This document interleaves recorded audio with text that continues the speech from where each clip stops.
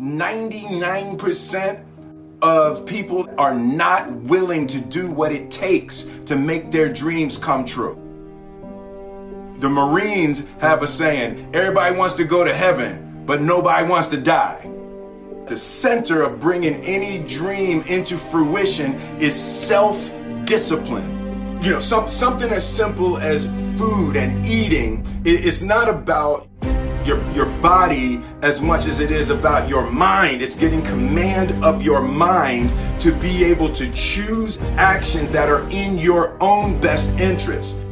Every day we are choosing that's not in our own best interest. So if the world is attacking you and the world wants to fight you and the world's trying to hold you down, so you're gonna kick yourself in the balls? So you're gonna stop yourself from getting what you dream. And I think the word discipline has kind of gotten a bad name. We think about it in terms of punishment. I'm not talking about discipline in that way. I'm talking about discipline in the sense that you forego immediate pleasure for the exchange of long-term self-respect. I believe that self-discipline is the definition of self-love. That when you say that you love yourself, that means that you have behavior towards yourself that is loving. Self-discipline is the center of all material success. You cannot win the war against the world if you can't win the war against your own mind.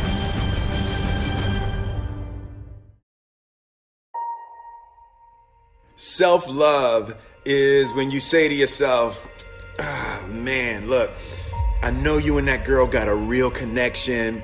I know y'all vibe, but that's your girl's cousin.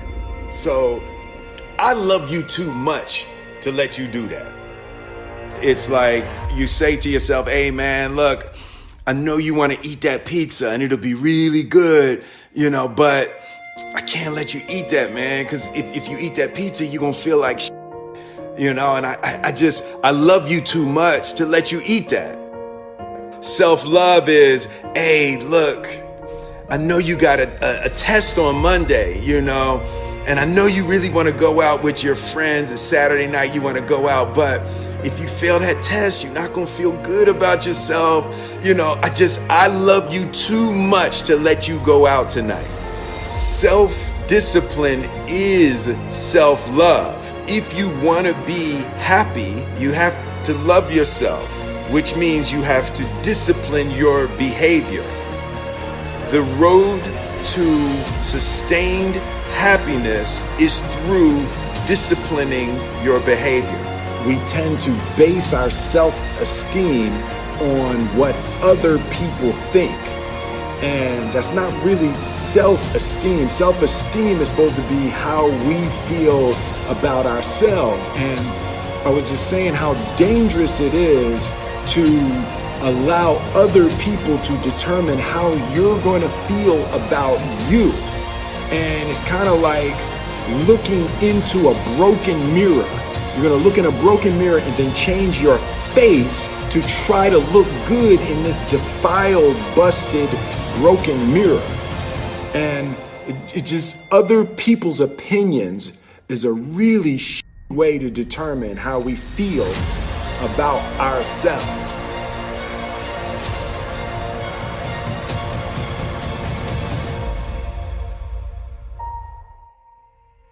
It don't matter whose fault it is that something is broken if it's your responsibility to fix it. For example, it's not somebody's fault if their father was an abusive alcoholic, but it's for damn sure their responsibility to figure out how they're going to deal with those traumas and try to make a life out of it. It's not your fault if your partner cheated and ruined your marriage, but it is for damn sure your responsibility to figure out how to take that pain and how to overcome that and build a happy life for yourself.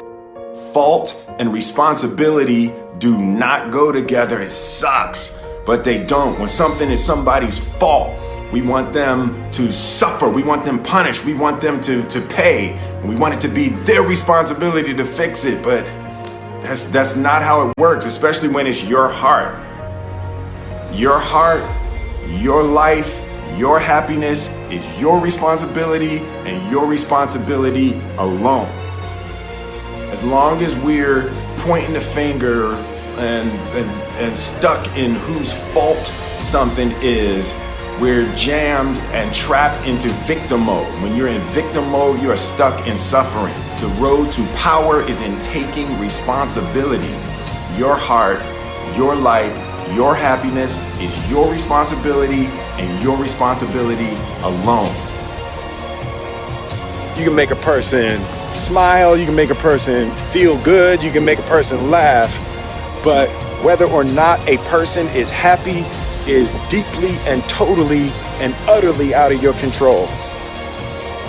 The prerequisite for spending time with any person is that they nourish and inspire you. They feed your flame. Look at your last 5 text messages. Are those people feeding your flames or dousing your fire?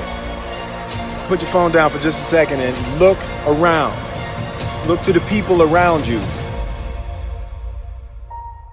Are those people throwing logs on your fire or are they pissing on it?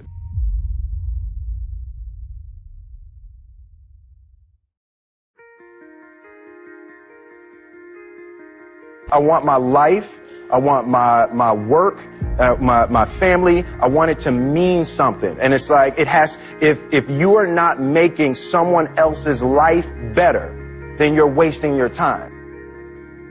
The separation of talent and skill is one of the greatest misunderstood concepts for people who are trying to excel, who have dreams, that want to do things. Talent you have naturally. Skill is only developed by hours and hours and hours of beating on your craft.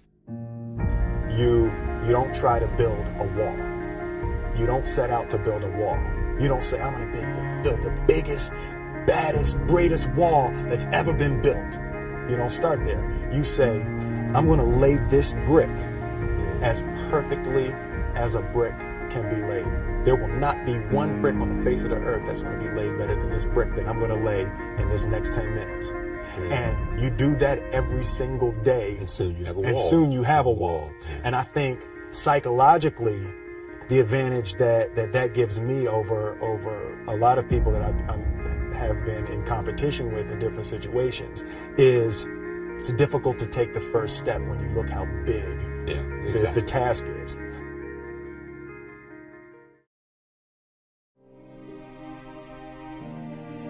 The definition of who I am is very clear to me, and it also redefines who I want to be, in that I know for a fact that I'm stronger than I thought I was. You know, you can't help but ask yourself the question, what would I do if I was in Muhammad Ali's shoes? I'm motivated by fear. I hate being scared to do something. And I think what developed in my early days was the attitude that I started attacking things that I was scared of. Why were you scared in your bed the night before? What do you need that fear for? Just don't go. Why are you scared in your bed 16 hours before you jump? Why are you scared in the car? Why could you not enjoy breakfast? Fear is fear of what? You're nowhere even near the airplane. Everything up to the stepping out, there's actually no reason to be scared. It only just ruins your day. You don't have to jump. And then in that moment, all of a sudden, where you should be terrified is the most blissful experience of your life.